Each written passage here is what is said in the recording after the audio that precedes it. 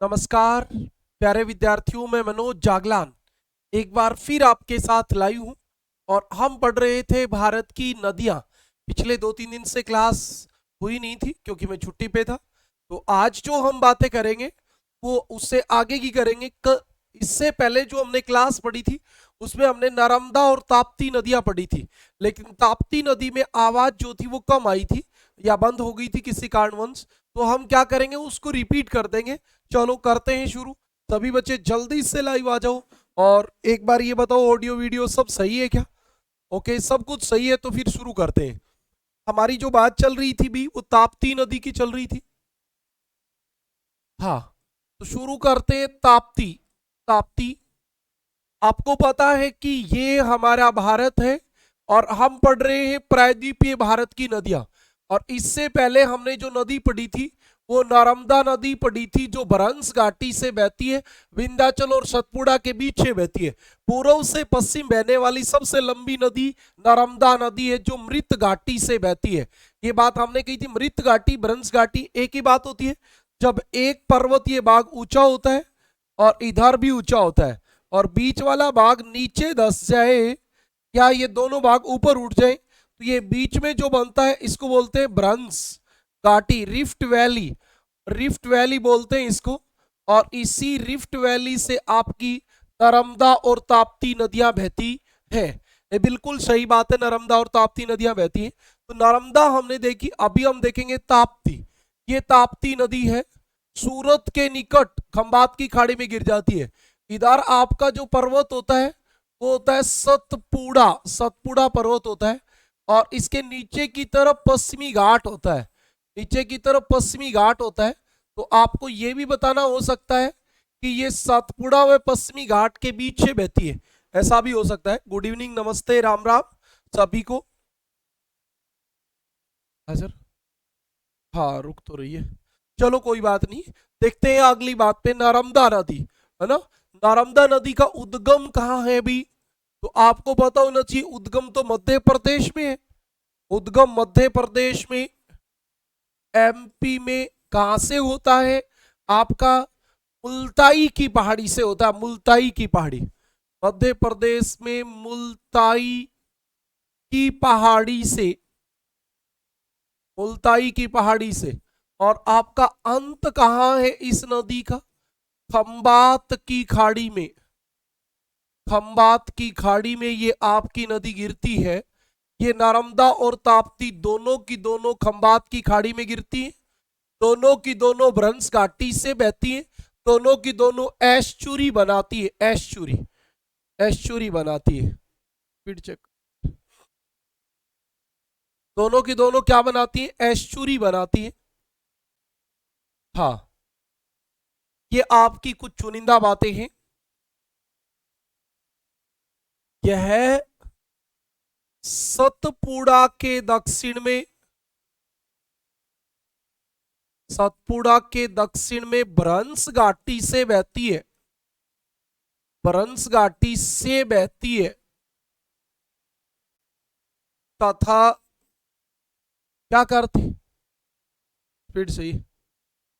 हाँ भाई, देखो यहां से बेटा कोई किसी प्रकार की कोई समस्या नहीं है, ये ऐप की कोई प्रॉब्लम हो सकती है।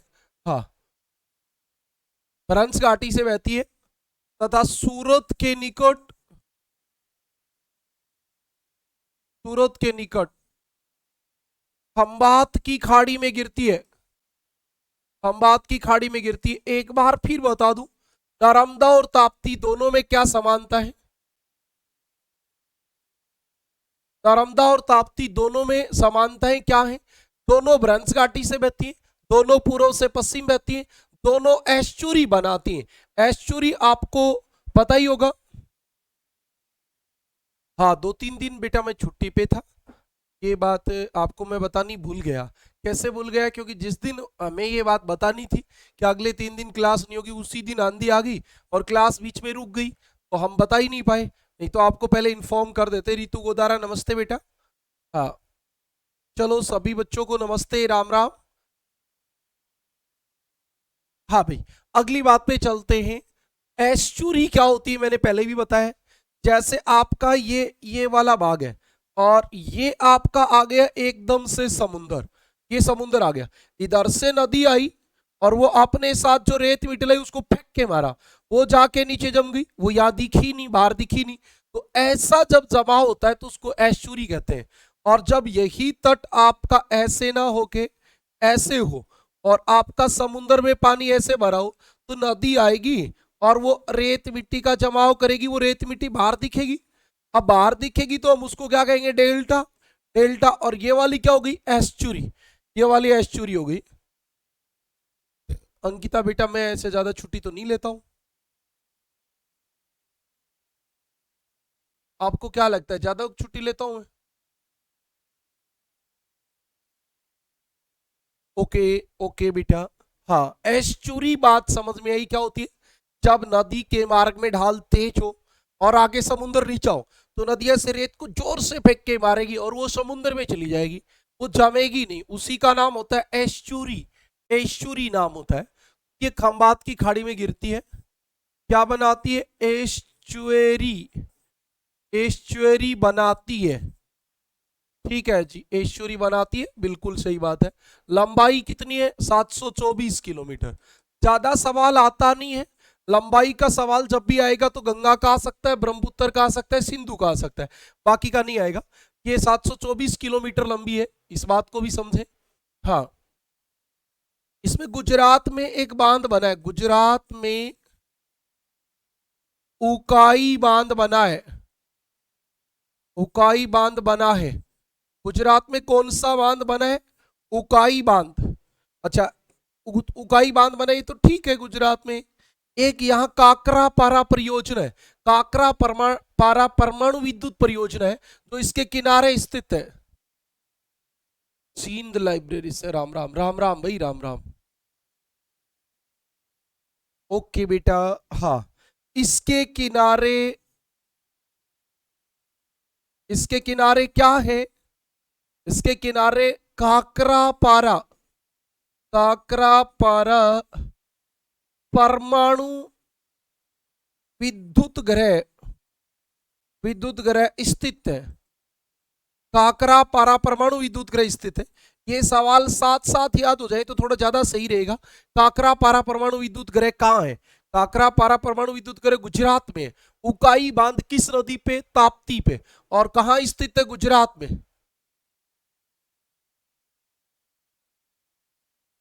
नहीं भाई, प्रियंका कोई बैड हैबिट नहीं है, हर व्यक्ति की अपनी बायोलॉजिकल टाइम स्केल होती है।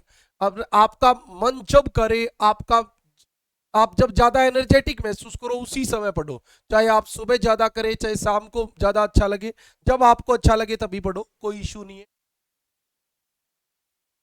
हाँ, इसके बाद हम जो अगली नदी पे चलेंगे वो चलेंगे सरावती नदी पे। इतनी बातें क्लियर है, आपके दिमाग में एक पिक्चर बन जानी चाहिए कि ये वाला पर्वत है विंध्याचल, विंध्याचल, ये वाला विंध्याचल है, इसके नीचे सतपुड़ा है, बीच में नर्मदा और ताप्ती बहती है।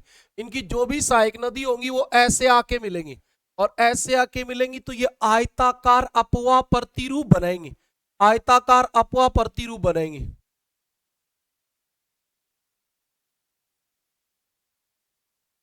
ओके बेटा, बात क्लियर हो गई है सब, चले अगली बात पे। ओके, अगली बात पे जब हम चलते हैं तो हमारी एक और नदी आ जाती है और ये आपको पता है पश्चिमी घाट यहाँ स्थित है। इस पश्चिमी घाट के इधर से कोई भी नदी निकलेगी, चाहे वो महानदी, सॉरी गोदावरी हो, चाहे आपकी कृष्णा हो, चाहे कावेरी हो, चाहे कोई और छोटी नदी हो, वो इधर आके गिरेगी। लेकिन इधर भी छोटी छोटी नदियां बहती हैं, छोटी छोटी।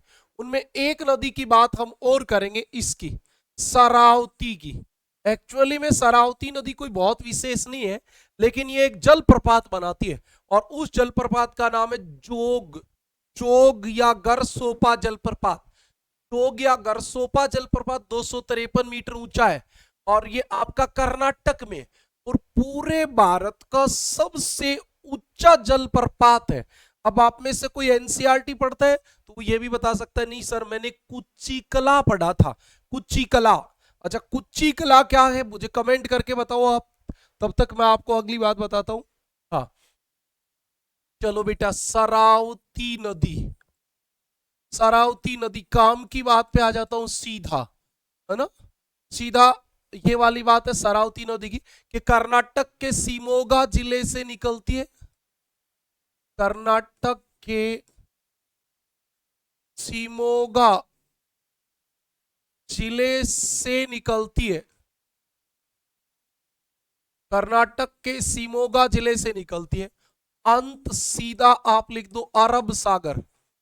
ये बातें इसकी काम की नहीं है, काम की जो बात है वो ये है, क्या, यह नदी, यह नदी कर्नाटक में जोग, इसी का एक नाम और है गरसोपा, इसी का एक नाम और है महात्मा गांधी।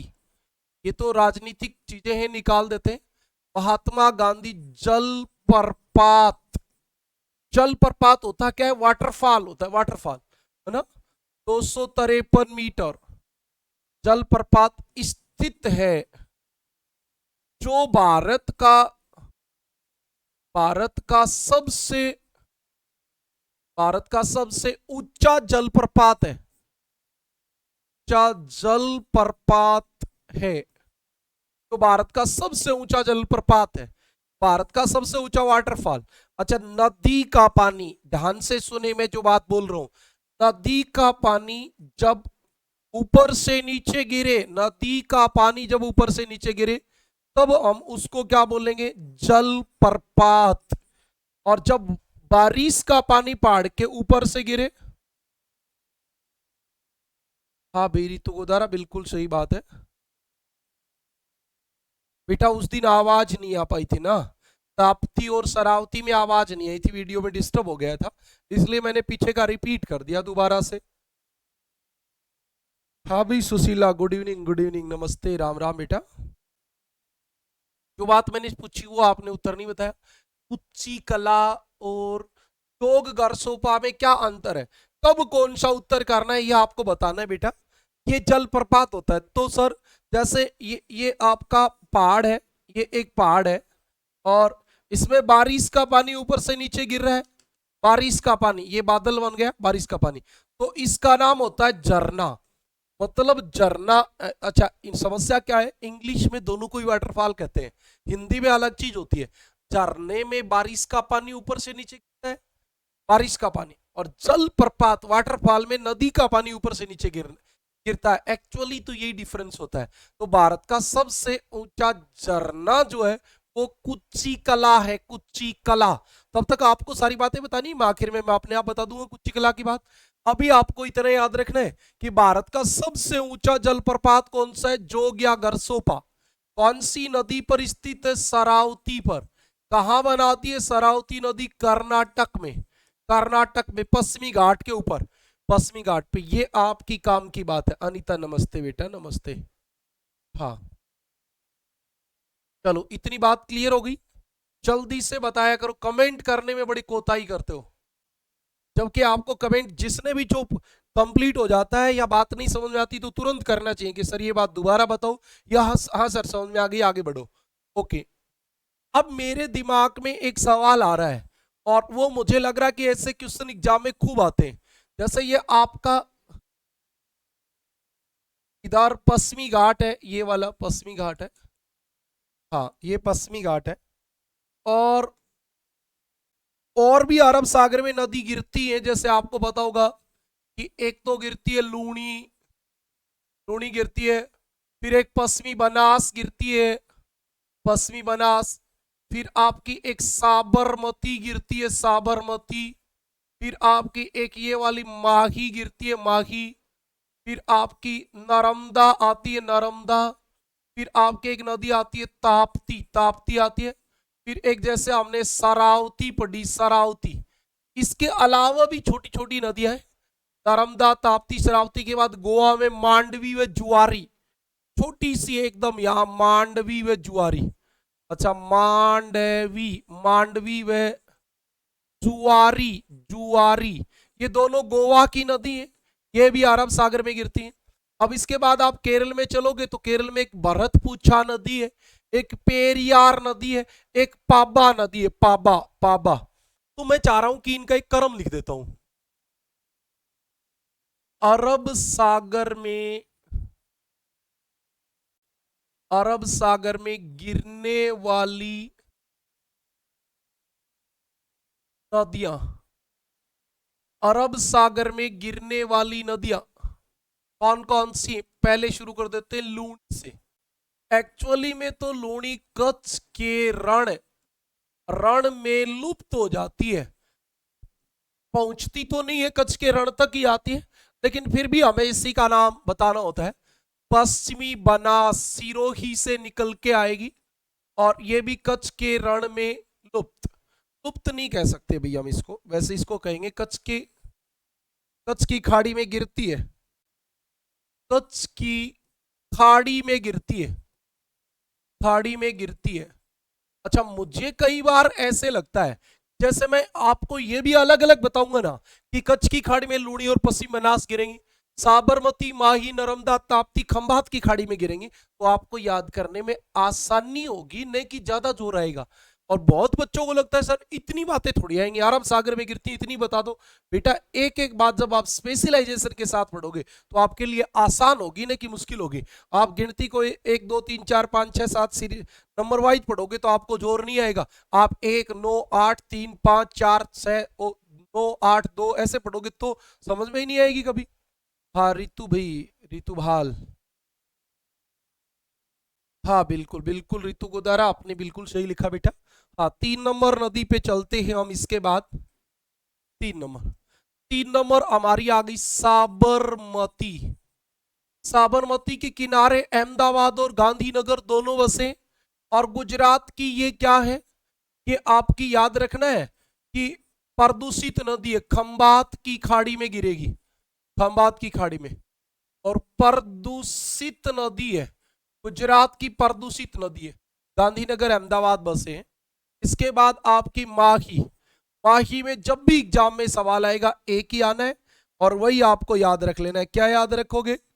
कर्क रेखा को 2 बार काटती है, कर्क रेखा को 2 बार काटती है, कर्क रेखा को 2 बार काटती है, ये वाली बात आपको याद रखनी है। फिर आपकी नर्मदा, नर्मदा, और फिर आपकी ताप्ती। अच्छा, दोनों की दोनों खंबात की खाड़ी में गिरती है, एक बात। दोनों की दोनों भ्रंश घाटी से बहती है, दूसरी बात। दोनों की दोनों एस्चुएरी बनाती है, तीसरी बात। और आयताकार, आयताकार अपवाह प्रतिरूप बनाती है, अपवाह प्रतिरूप, वृक्षाकार अपवाह प्रतिरूप, बहुत सारी नदी एक साथ मिल जाती हैं। अनिता राम राम बेटा, राम राम, नमस्ते। अच्छा, तुम्हारे किसी किसी के ये भी चिंता हो जाती कि 4 5 दिन से क्लास नहीं हुई, पता नहीं क्लास होगी कि नहीं होगी, ऐसा किस किस के मन में आ रहा है? एक बार तो मुझे ये बताओ। हाँ, 7 नंबर आपकी नदी कौन सी आएगी इसके बाद? नर्मदा ताप्ती के बाद आपकी एक नदी आएगी सरावती। सरावती में इतना याद रख लो कर्नाटक में। और आपके जोग, जोग जलप्रपात वाली याद रख लो, जोग जलप्रपात। इसके बाद मैं आपको एक बात और बता देता हूं बेटा, मांडवी व जुआरी, मांडवी व जुआरी, ये गोवा की नदी है, गोवा की।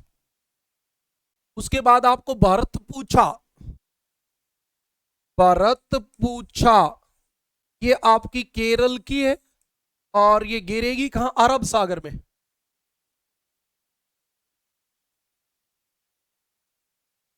हाँ ओके, मोनिका मोर बिल्कुल बताओ।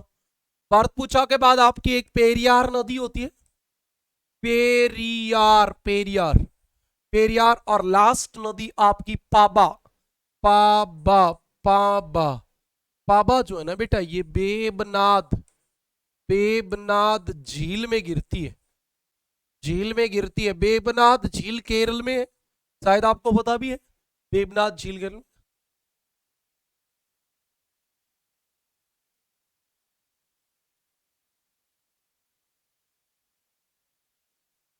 इतनी बातें क्लियर हो गई कि जल्दी बता दो।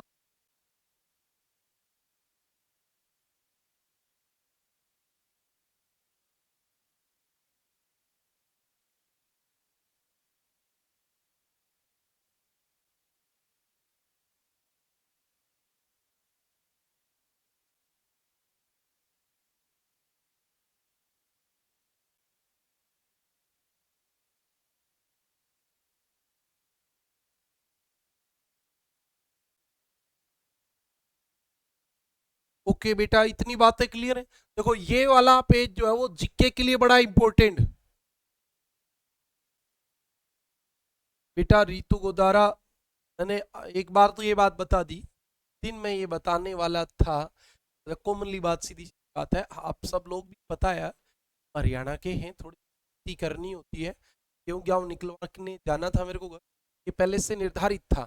बट हुआ क्या कि जिस दिन मैं आपको बताने वाला था उस दिन आंधी आ गई और वो क्लास चली नहीं। नहीं चली तो आपको इन्फॉर्मेशन कैसे दे पाता, इसलिए रह गई थी। बाकी आपको पहले बता देते, अभी कोई क्लास मिस नहीं है, लगातार आएगी। एक आपको कभी भी चिंतित होने की कोई आवश्यकता नहीं है ना। आपको पूरा कोर्स कंप्लीटली जितना आप उम्मीद लेके आए उससे 200 गुना 500 गुना बेहतर करवाएंगे, ये आपको सोचने की जरूरत नहीं।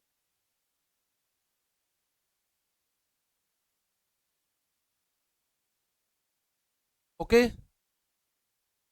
अगली बात पे चले। पेरियार भी झील है, पेरियार नदी भी तो है बेटा। हाँ भाई, राम राम रजनी राणा। ओके, इतनी बातें क्लियर हो गई, फिर हम चलेंगे।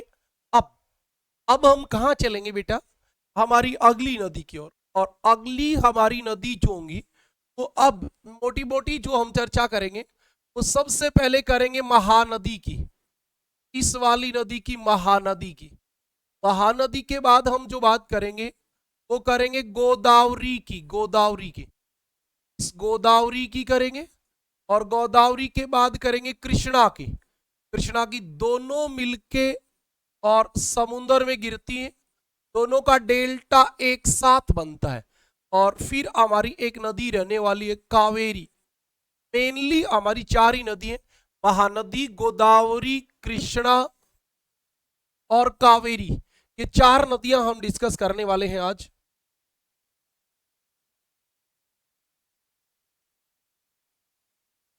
हाँ भाई, कुलदीप जागलान डन होगी तो ओके, चलते हैं। बंगाल की खाड़ी में गिरने वाली नदी, टाइटल डाल लो, बंगाल की खाड़ी में गिरने वाली,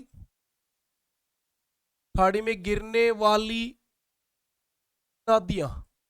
और हम शुरू करेंगे महानदी से। कभी भी आपसे सवाल नहीं पूछा जाएगा कहां से निकलती है, ज्यादातर ऐसे सवाल नहीं आते। लेकिन छत्तीसगढ़ जिले में रायपुर, छत्तीसगढ़ के रायपुर जिले में सिहावा से निकलती है। आप बता सकते हो छत्तीसगढ़ के रायपुर, रायपुर में सिहावा से, सिहावा से, छत्तीसगढ़ के रायपुर में सिहावा से ये नदी निकलती है। और अंत कहां होता है, अंत उड़ीसा के कटक, कटक शहर का नाम है, कटक के निकट, कटक के निकट बंगाल की खाड़ी में, बंगाल की खाड़ी में, कटक के निकट बंगाल की खाड़ी में गिर जाती है। अब इसके ऊपर तीन बांध है, बस एग्जाम में यही आते हैं। एक है काकरा पारा बांध, नहीं भाई गलत गलत बता दिया, काकरा पारा तो परमाणु विद्युत परियोजना है। टिक्कर पाड़ा है वो, यहाँ टिक्कर पाड़ा, टिक्कर पाड़ा, टिक्कर पाड़ा, टिक्कर पाड़ा, टिक्कर पाड़ा, व नराज बांध, नराज बांध। और एक आपकी हीराकुंड परियोजना, ये उड़ीसा में महानदी पर बनी है, उड़ीसा में महानदी पर बनी है, इतनी बात है। हाँ, वो तो बेटा जो नदी जिस भी राज्य की मुख्य नदी होगी, बाढ़ आएगा, बाढ़ बाढ़ आएगी तो उसको शोक कहेंगे। ये वाला सवाल तो होता ही है। और बताओ। हाँ,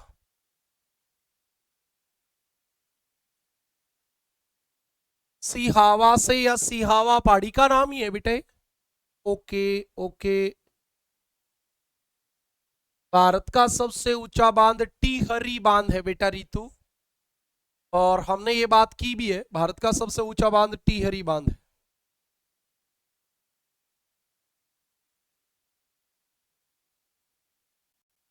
हाँ, अगली बात पे चलें। इसके बाद महानदी के बाद, महानदी के बाद हम चलेंगे गोदावरी। गोदावरी नदी पे चलेंगे। गोदावरी नदी पे चलने वाले हैं। बताओ गोदावरी नदी की बात आपको पता है क्या?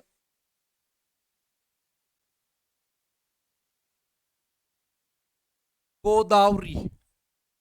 अच्छा, गोदावरी में सबसे ज्यादा बार जो सवाल पूछा जाता है, सबसे पहले वही बात लिख दें तो कैसा रहे। गोदावरी, जो सबसे ज्यादा बार सवाल आपसे पूछा जाता है वो तो ये पूछा जाता है कि इसे वृद्ध गंगा या दक्षिण गंगा भी कहते हैं। वृद्ध गंगा या दक्षिण गंगा भी कहते हैं। दक्षिण गंगा भी कहते हैं। ये जो बात है बेटा, ये सीधी सीधी NCERT को कॉपी कर रहा हूं मैं, सीधी सीधी। वृद्ध गंगा या दक्षिण गंगा भी कहते हैं। अच्छा, एक बात तो आपको ये पता होनी चाहिए। कैसे पता होनी चाहिए? कि ये जो हमारा प्रायद्वीपीय भारत है ना, प्रायद्वीपीय भारत, ये तो कब बना? ये तो आपका कार्बोनिफेरस, सॉरी भाई, हम यदि बात करें तो प्री कैम्ब्रियन युग में बना, मतलब गोंडवाना लैंड से बना, 60 करोड़ साल से पहले बना। तो यहाँ की जो भी नदी है, चाहे वो गोदावरी है, चाहे वो महानदी है, चाहे वो कृष्णा है, चाहे कावेरी है, ये सब हमने पहले भी लिखी है कि ये सब की सब नदी आपकी बूढ़ी नदी है, बूढ़ी नदी है। हाँ भाई।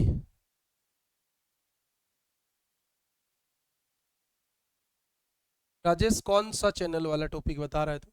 हाँ, वृद्ध गंगा या दक्षिण गंगा कहते हैं। वैसे हमारे सवाल जो आता है वो ये आता है, दक्षिण भारत की गंगा। इसके पीछे रीजन ये है कि उत्तर भारत में, उत्तर भारत की पूरी अर्थव्यवस्था की धार्मिक आधार पे जो प्रमुख नदी है वो गंगा है, और दक्षिण भारत में आपकी गोदावरी है। इसलिए इसको क्या कहते हैं? इसको दक्षिण भारत की गंगा कहते हैं।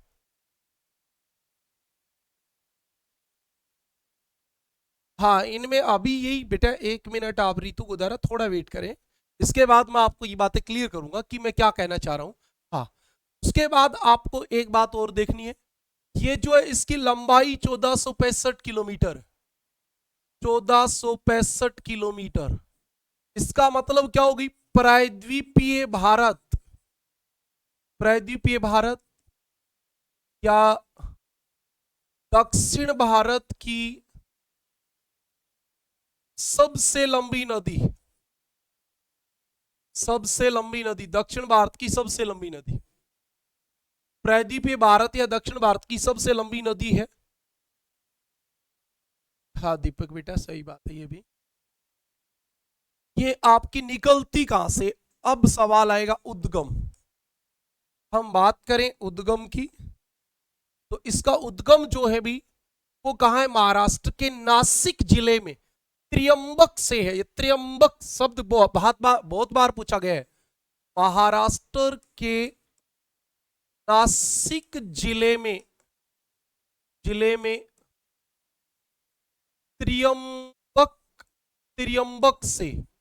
ये त्र्यंबक जो है वो बहुत बार पूछा हुआ सवाल है। त्र्यंबक, त्र्यंबक तय है भाई, त्र्यंबक से, त्रयंबक से। सही नहीं लिखा गया अभी, इसका मतलब इसको सही लिख। देखो, पहले तो आएगा आधा त्रय, त्रय ये मैं पै कै। हाँ, ये वाला अब की बार सही लिखा गया है, से। त्र्यंबक से, महाराष्ट्र के नासिक जिले में त्र्यंबक से। अच्छा, इसका अंत कहां होता है?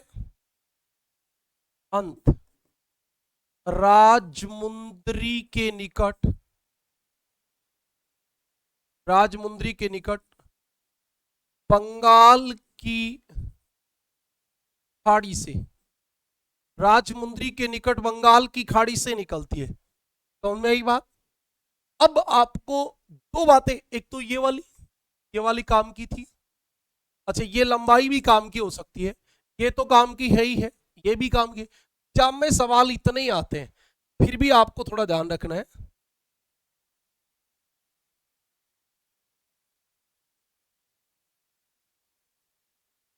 हाँ रितु, चलो अगली बात पे चले। अब इसकी सहायक नदी लिखेंगे। पहले मैं आपको लिखता हूं, फिर आप बताना। सहायक नदी, कोई भी नदी है, इसके सहायक नदी दो प्रकार की होंगी। एक जो ऊपर से आएंगी और एक जो नीचे से आएंगी। ये उत्तर से आएंगी, ये दक्षिण से आएंगी। तो आपको चाहे तो इसको ऊपर वाले उत्तर वाले को क्या कह दो, बाईं ओर, और नीचे वाले को दाईं ओर कह दो। दाईं ओर से तो केवल इसमें एक ही नदी आती है, मंजरा। मंजरा, जिसमें निजाम सागर बांध बना हुआ है। सारी ऊपर से आएंगी, ऊपर से आएंगी, क्योंकि ऊपर पर्वत है ना, यहाँ भाई सतपुड़ा पर्वत है आपका, तो उधर से आती है। उत्तर से आने वाली,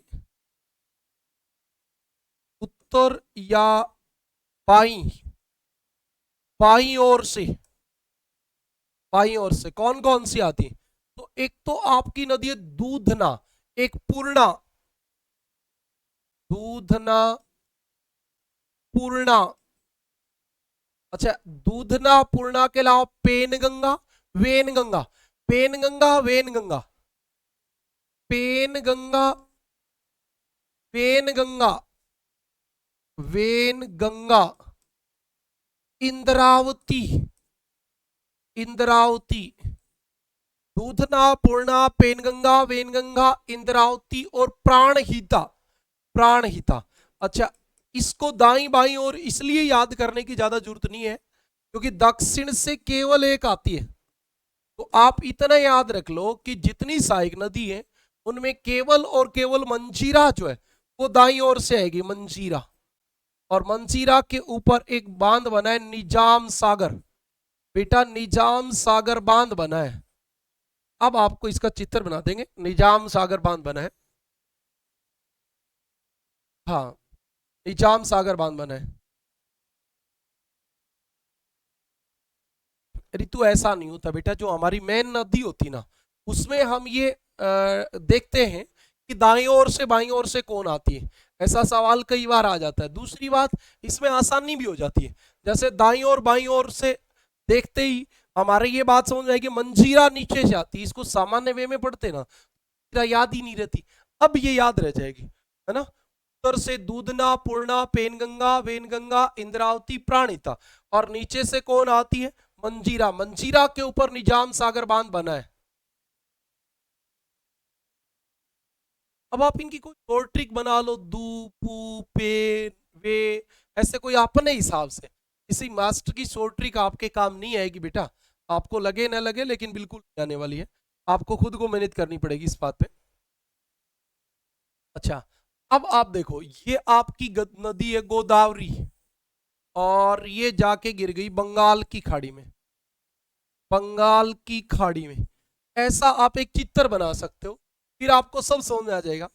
ये एक नदी है मंजरा,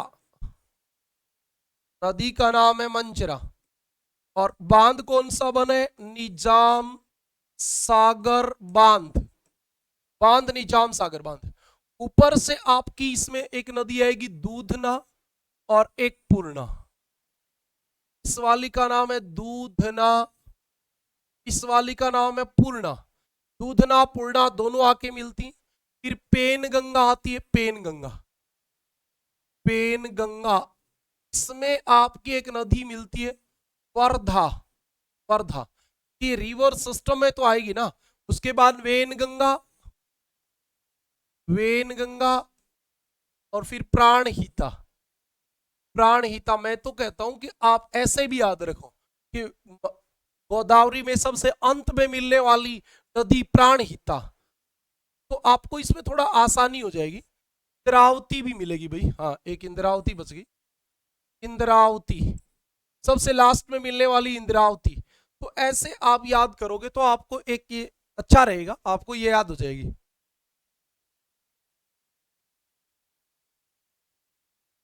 समुद्र के पानी में नमक कितना होता है बेटा? 35% होता है।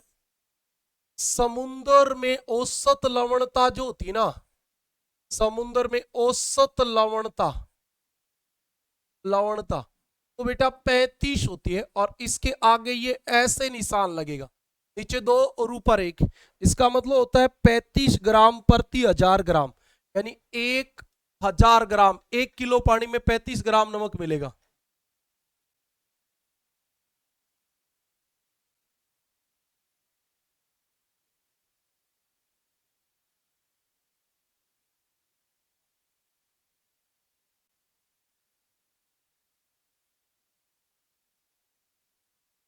ओके, ये वाली ट्रिक सारा क्या बना दी, तेरा पेन में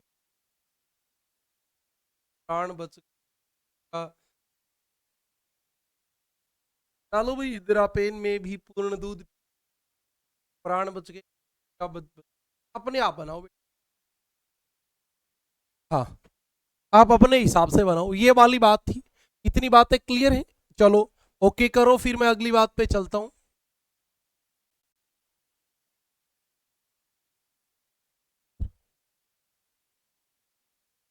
चले भी। हाँ, अभी आपकी एक नदी और है, ये वही बंगाल की खाड़ी। थोड़ा छोटा चित्र बना देते हैं, समझ में आ जाएगी। ये आपकी एक नदी है कृष्णा। कृष्णा, कृष्णा में आपकी एक तो नदी मिलती है तुंगभद्रा।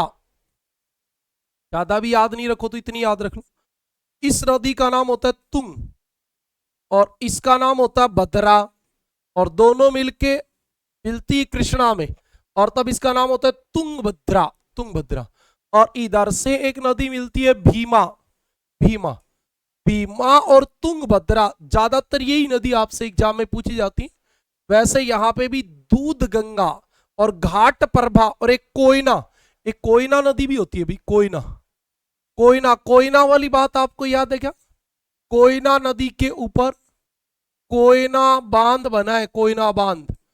और कोयना बांध में 11 दिसंबर 1967 को भयंकर भूकंप आया था। भयंकर भूकंप आया था, ये प्रायद्वीपीय भारत का पहला भूकंप था। और आपको पता हो तो ये भूकंप जो है ना वो कोयना बांध के कारण आया था। ऐसा,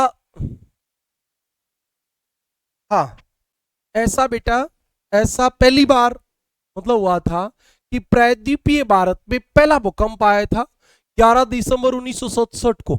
और उस भूकंप की जब जांच की तो पता चला गया कि वो कोयना बांध के दबाव के कारण आया था। कोयना बांध से धरातल पे दबाव पड़ा और उससे आपका वो भूकंप आया। हाँ, ये वाली बात है। कृष्णा नदी की बात मैं आपको बता देता हूं। पहला सवाल, प्रायद्वीपीय भारत की दूसरी लंबी नदी, प्रायद्वीपीय भारत की दूसरी लंबी नदी, इसकी लंबाई कितनी है भाई, कोई बताएगा क्या? लंबाई एग्जाम में तो ज्यादा नहीं आती है ऐसी चीजें। 1401 किलोमीटर इसकी लंबाई है। ठीक है भाई। और आपको पता होना चाहिए इसका उद्गम पूछा जाता है। उद्गम महाराष्ट्र में सहाद्री। चलो आप मुझे कमेंट करके बताओ सहाद्री क्या है। सहाद्री मैं पढ़ा चुका हूं, आपको बताओ।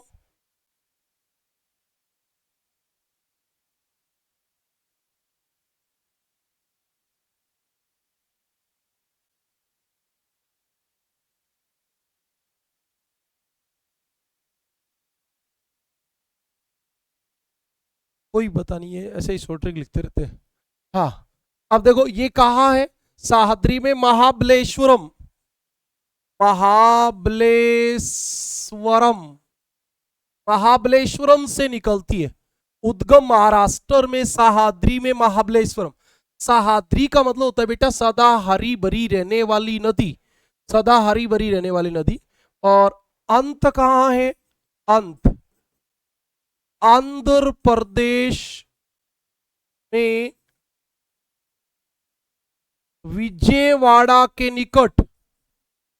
विजयवाड़ा के निकट, आंध्र प्रदेश में विजयवाड़ा के निकट काकीनाडा की खाड़ी में। हाँ, काकीनाडा की खाड़ी में, काकीनाडा की खाड़ी में, काकीनाडा की खाड़ी में। पश्चिमी घाट को महाराष्ट्र में सह्याद्री कहते हैं क्योंकि वो सदा हरा भरा रहता है। उसी में महाबलेश्वरम से ये नदी निकलती है। और आपको एक बात और याद रखनी है, इस नदी पर, इस नदी पर कर्नाटक में अलमाटी बांध, अलमाटी बांध, यदि आपने कभी भी कृष्णा जल विवाद सुना है तो ये पक्का आएगा, अलमाटी बांध। कर्नाटक इसी अलमाटी बांध में ही तो पानी रोकता है। हाँ, अलमाटी बांध, इस नदी पर कर्नाटक में अलमाटी बांध, और आंध्र प्रदेश में, आंध्रा में नागार्जुन, नागार्जुन सागर बांध, नागार्जुन सागर बांध बना है, नागार्जुन सागर बांध बना है। कर्नाटक में अलमाटी बांध और नागार्जुन सागर बांध बना है। इतनी बातें आपकी थी। थोड़ा सा एक बात और लिख देता हूं अभी मैं।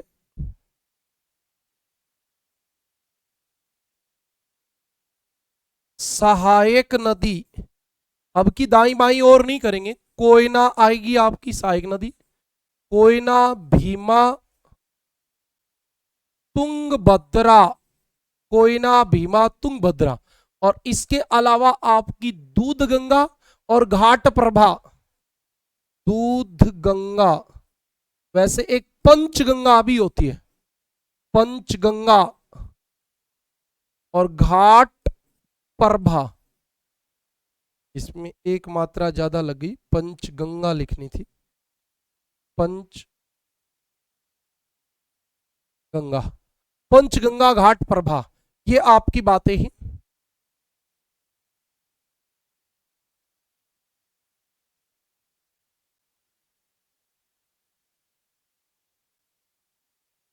अच्छा, इसमें कर्नाटक, ये जो आपकी तुंगभद्रा नदी है ना, तुंगभद्रा, आंध्र प्रदेश और कर्नाटक की सीमा पे इधर एक बांध बना है और उस बांध का नाम है तुंगभद्रा बांध।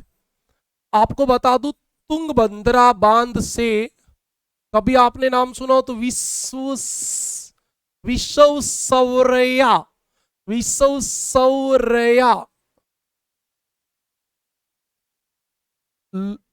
लोहा इस्पात कारखाना को पानी प्राप्त होता है। मतलब कर्नाटक में विश्व सौरया लोहा इस्पात कारखाना है, विश्व सौरया लोहा इस्पात कारखाना है।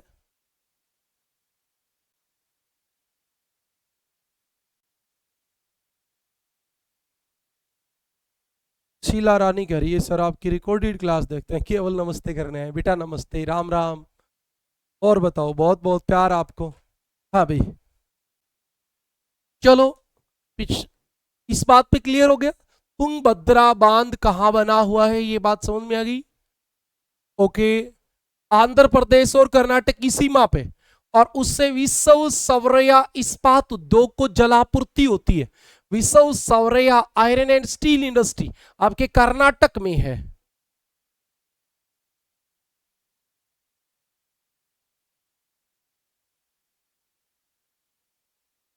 अगली बात पे चलूं थोड़ा सा, एक बात और बताना चाह रहा हूं मैं। हाँ, समुंदर में गिरने से पूर्व, समुंदर में गिरने से पूर्व, समुंदर में गिरने से पूर्व कृष्णा नदी गोदावरी के साथ मिलकर, गोदावरी के साथ मिलकर डेल्टा बनाती है, गोदावरी के साथ मिलकर डेल्टा बनाती है। यहां चावल का उत्पादन होता है, चावल का उत्पादन होता है। कृष्णा गोदावरी का डेल्टा जो है उसमें चावल का उत्पादन होता है, जिससे दक्षिण भारत का क्या बोलेंगे उसको, धान का कटोरा, धान का कटोरा, बॉल ऑफ राइस, कटोरा कहते हैं, धान का कटोरा कहते हैं। इतनी बात पे होगी बात।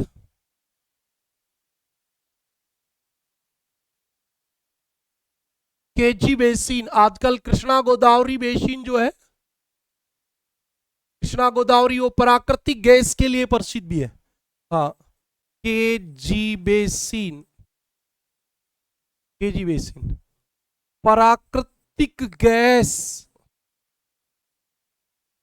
के भंडारों के लिए प्रसिद्ध, प्राकृतिक गैस के भंडारों के लिए प्रसिद्ध, ये वाली बात है।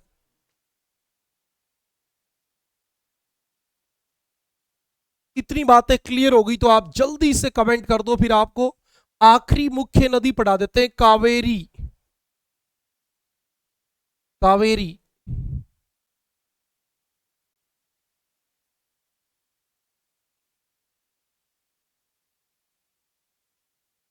चले, चलो भाई। अब आपको पता रहना चाहिए कि ये कावेरी नदी है, ये वाली कावेरी नदी है, सबसे लास्ट में आपकी यहां आके गिरेगी कावेरी। अब क्या होता है, जो इस वाले एरिया के लोग होते हैं ना, उनकी सबसे पवित्र नदी यही है, पवित्र नदी, और ये अपनी अस्थियों का विसर्जन यही करते हैं, अस्थियों का विसर्जन करते हैं। इसलिए इसे इसलिए इसे दक्षिण की गंगा कहते हैं, दक्षिण की गंगा। उत्तर भारत में जो आपके अस्थियों का विसर्जन होता है वो गंगा में होता है, दक्षिण भारत में यहां होता है, इसलिए इसे क्या कहते हैं, दक्षिण की गंगा कहते हैं। कावेरी नदी,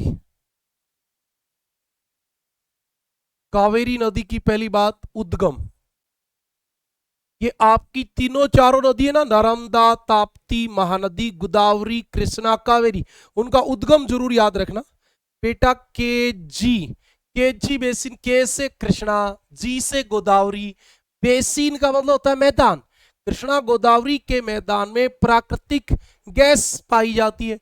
बस इतनी बात है।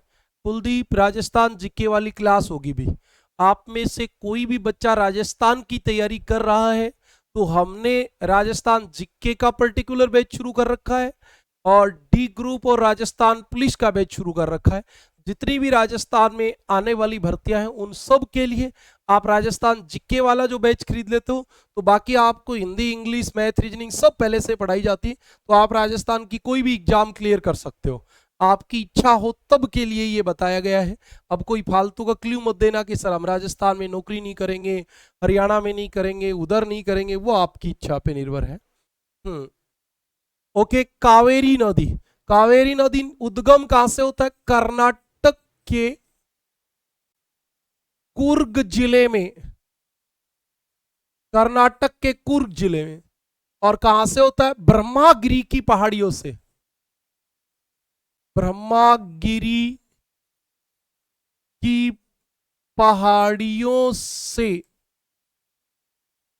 ब्रह्मागिरी की पहाड़ियों से, कुर्ग जिले में ब्रह्मागिरी की पहाड़ियों से। ओके, और कहां गिरती है, तिरुचिरापल्ली, तिरुचिरापल्ली के निकट बंगाल की खाड़ी में, बंगाल की खाड़ी में गिरती है, बंगाल की खाड़ी में गिरती है। ठीक बात है भाई। और बातें बताओ, आपको क्या बतानी चाहिए। इसकी सहायक नदी बता देता हूं, और क्या काम आना है। सहायक नदी, एक और इंपॉर्टेंट बात आपको बताऊंगा, समझ में आए तो बताना। हाँ, काबिनी भवानी, काबिनी भवानी और अमरावती, अमरावती, अमरावती, ये इसकी सहायक नदी है। अच्छा अब बात सुनो, जहां से ये निकल रही है ना, वहां आपके ग्रीष्म काल में मानसून पवनों से वर्षा होती है। जब गर्मी आती है, गर्मी आती है तो यहाँ मानसून पवन वर्षा करती है। और जब शीतकाल होती है, शीतकाल, और शीतकाल में हमारे लौटते मानसून की पवन चलेंगी, तो मैंने आपको बताया है तमिलनाडु तट पे वर्षा करेंगी, तमिलनाडु तट पे। ये शीतकाल में एकमात्र नदी है जो गर्मी और सर्दी दोनों में वर्षा प्राप्त करती है।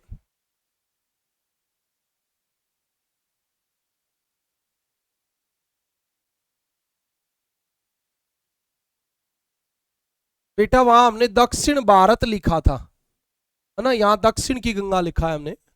ओके, ओके बेटा, अब सुनिए, इस नदी के ऊपरी भाग में,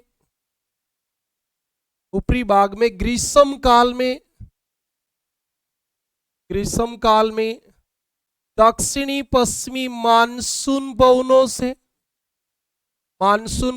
से वर्षा होती है तथा निचले भाग में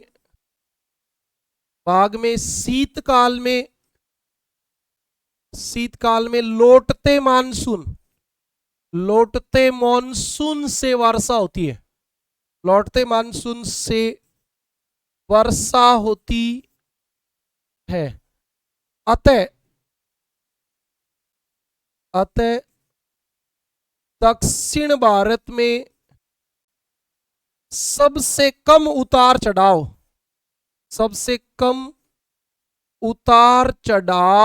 के साथ वर्ष भर बहती है, ये आपकी खास बात है। इधर ये जरूर लिखना कि दक्षिण भारत की पवित्र नदी और दक्षिण की गंगा भी कहते हैं इसको। इतनी बातें आपको क्लियर हुई हो तो आप मुझे एक बात बताना, फिर मैं आपको एक बात और बताऊंगा इसमें। अच्छा, और वो क्या बताएंगे सुनो।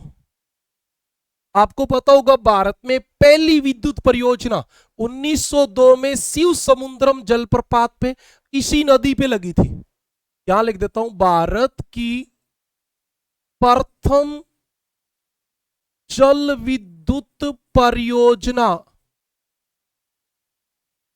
1902 में कावेरी नदी पर, 1902 में कावेरी नदी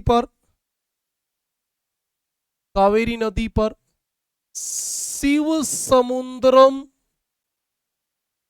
जलप्रपात पर लगाई गई। अच्छा, पहली बार बिजली बनी थी 1897 में दार्जिलिंग में, लेकिन वहां केवल प्रोजेक्ट के तौर पे बना के देखी गई थी। हाँ, तो पहली परियोजना हमारी यही थी। एक बात और याद रख लेना, बस रखो तो, इसके किनारे पायकारा परमाणु विद्युत परियोजना है ना। कौन सी? पायकारा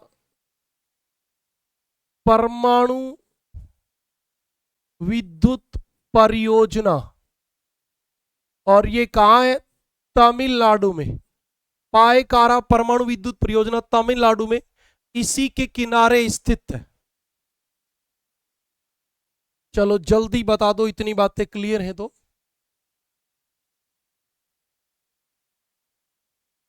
हाँ, इनके अलावा छोटी छोटी नदियां और हैं जो बंगाल की खाड़ी में गिरती हैं, उनके नाम भी बता दूंगा।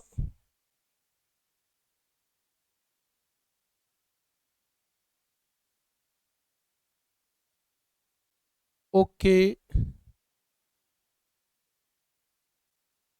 हाँ, बंगाल की खाड़ी में गिरने वाली छोटी नदियां, बंगाल की खाड़ी में गिरने वाली छोटी नदियां, तो आपको पता होना चाहिए। सबसे पहले हमारे एक नदी गिरती है ब्राह्मणी, बंगाल की खाड़ी में। एक आपकी वैतरणी वैतरणी वैतरणी नदी, नाम सुना हो तो कभी, उड़ीसा में बहती है वैतरणी। एक आपकी सवर्ण रेखा, सवर्ण रेखा बता दूंगा ये कहाँ की नदी है, लेकिन आपको केवल नाम पता होना चाहिए। इसके बाद पेनार, पेनार, पेरियार नहीं है ये, पेनार नदी है, पेनार। एक आपकी पालार, पालार नदी है, पेनार पालार। और एक आपकी है वैगई, वैगई। ये तो जब मैंने आपको अन्नामलाई की पहाड़ी पढ़ाई थी भौतिक प्रदेश में, तो मैंने बताया था वैगई नदी, जो वो सबसे लास्ट में पाक की खाड़ी में गिरती है। और एक ताम्रपर्णी, ताम्रपर्णी नदी। अच्छा, नीचे से लिखना शुरू कर देता हूं।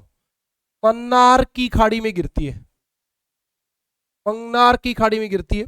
पाक जल संधि में गिरती है, पाक जल संधि में गिरती है। पालार, पालार में केवल आपको ये पता होना चाहिए कि तमिलनाडु में बहती है, तमिलनाडु में बहती है, ठीक है भी। पेनार नदी जो आपकी है वो कृष्णा और कावेरी के बीच बहती है, कृष्णा व कावेरी के बीच, कावेरी के बीच बहती है, ठीक है जी। और सवर्ण रेखा नदी की बात करो तो ये छोटा नागपुर पठार की नदी है, छोटा नागपुर पठार की नदी। अच्छा, तुम्हें याद भी होगा सवर्ण रेखा व खरखोई नदी के किनारे जमशेदपुर में Tata iron and steel corporation लगा हुआ है, वो वही वाली है। सुमित बेटा, ये स्पष्टीकरण दे दिया मैंने आज बेटा। ओके, वैतरणी नदी की बात बताओ। ये भी दोनों नदी जो है वो उड़ीसा में बहती है। अब हर रोज क्लास लेंगे, हाँ, उड़ीसा। तो ये आपकी बात थी। चलो बता दो, और कोई बात बतानी हो तो बता दो। हाँ, अभी हम आगे की बातें जो हैं वो कल की क्लास में करेंगे। कल की क्लास में बात करेंगे नदी जल विवाद, नदियों के किनारे बसे नगर, जलप्रपात की बात करेंगे, नदी घाटियों के नाम याद करेंगे, ये सब हम करेंगे। ओके, ठीक है, जल्दी से बता दो, इतनी बातें समझ में आ गई क्या?